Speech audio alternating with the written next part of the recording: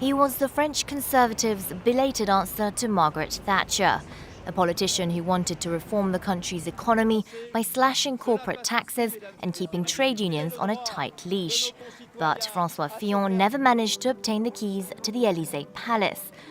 A career politician for 3 decades, Fillon held cabinet positions under both centre-right and centre-left presidents and eventually became prime minister under Nicolas Sarkozy in 2007.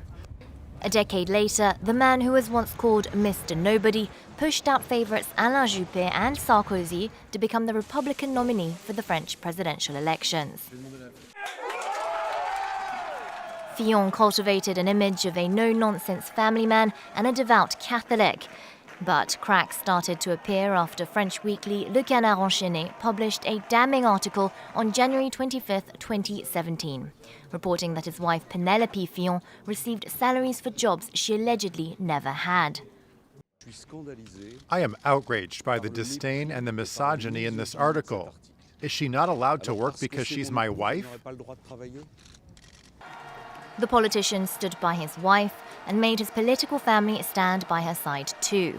This as more and more allegations of corruption surfaced, involving not just Penelope Fillon but also his children, and public funds to the tune of €1 million.